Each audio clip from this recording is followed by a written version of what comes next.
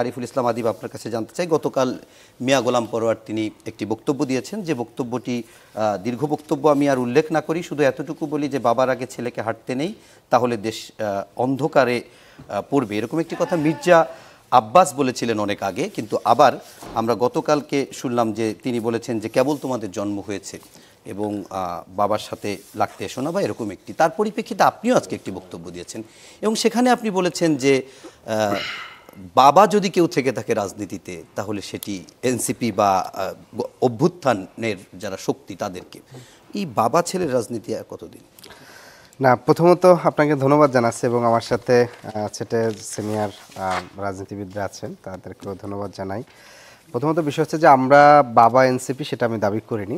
আমি বলছি যে রাজনৈতিক দলগুলো আন্দোলন সংগ্রাম করে এবং আন্দোলন সংগ্রামের সবচেয়ে বড় যে অর্জন সেটি থাকে গণ অভ্যুত্থান। সে গণ অভ্যুত্থান হচ্ছে সকল দলের অভিভাবক, কিংবা বাপ যদি বলি আমরা সেটা বাপ, গণ অভ্যুত্থান।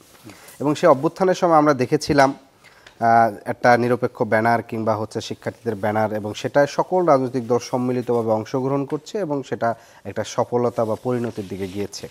তার পূর্বেও রাজনৈতিক দলগুলো সম্মিলিতভাবে ফ্যাসিবাদ পতনের ডাক দিয়েছিল, একসাথে আন্দোলন করেছে, কিন্তু সেক্ষেত্রে তারা আক্ষেপও করেছিল যে ছাত্র তরুণরা রাজপথে নামেনি, সে কারণে সেটি গণ অভ্যুত্থানে রূপান্তর হয়নি। কিন্তু সেটি একটি অন্য একটি ব্যানারের মাধ্যমে সেটি গণ অভ্যুত্থানে রূপান্তর নিয়েছে। ফলশ্রুতিতে মিয়া গোলাম পরোয়ার ভাই তারা কিন্তু পরোক্ষভাবে ওই সময়ের যে নেতৃত্ব ছিল তাদের কমান্ডিং কিংবা তাদের যে ঘোষিত কর্মসূচিতেই তারা সংহতি জ্ঞাপন করছেন এবং আন্দোলন করছেন।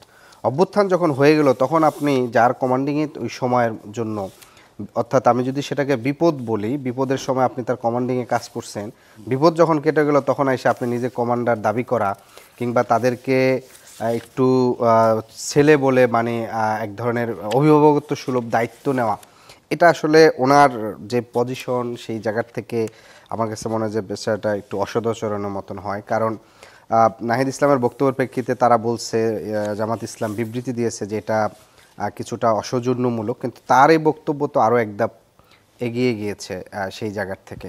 ফলশ্রুতিতে আমরা যেটা বলেছি যে দেখেন, আমি এটা গতকালকেও বলেছি, সেটি হচ্ছে যে জামাত ইসলামের যে রাজনৈতিক পদ্ধতি কিংবা তাদের যে রাজনৈতিক দর্শন, সে দর্শনের জায়গার থেকে তার এখন যে পদ্ধতি, এটা সে ভাবতেছে তার বিগত রাজনৈতিক সময়ের সর্বোচ্চ পিকে সে পিরামিডের সর্বোচ্চ চূড়ায় সে অর্জন করতেছে। এবং একই পাশাপাশি কিন্তু আরও একটি খুবই অভিজ্ঞতা কিংবা বাস্তবতা সেটি হাজির হয়েছে। আপনি দেখবেন যে গত ২০ বছরে জামাত ইসলামের সবচেয়ে মেধাবী যে জনশক্তি যারা শিবির থেকে বের হয়েছে, বিশেষ করে বিশ্ববিদ্যালয়গুলো থেকে, তারা কিন্তু জামাত ইসলামের রাজনীতির সাথে সংযুক্ত হচ্ছে না এবং জামাত ইসলামের গুরুত্বপূর্ণ দায়িত্ব তারা নেই। ফলশ্রুতিতে তার নিজের তৈরি করা সন্তানরাই যখন তার নিজের রাজনৈতিক দলের আইডেন্টিটি নিয়ে রাজনীতি করতে অনাগ্রহ প্রকাশ করছে, সেই মোমেন্টে অন্য রাজনৈতিক বড় ইভেন্টের নেতৃত্বকে নিজের সন্তান কিংবা হচ্ছে তাদের বাপ হিসাবে প্রচার করাটা, এটা এক ধরনের তার রাজনীতি প্রাসঙ্গিকতা থাকার এক ধরনের চেষ্টা।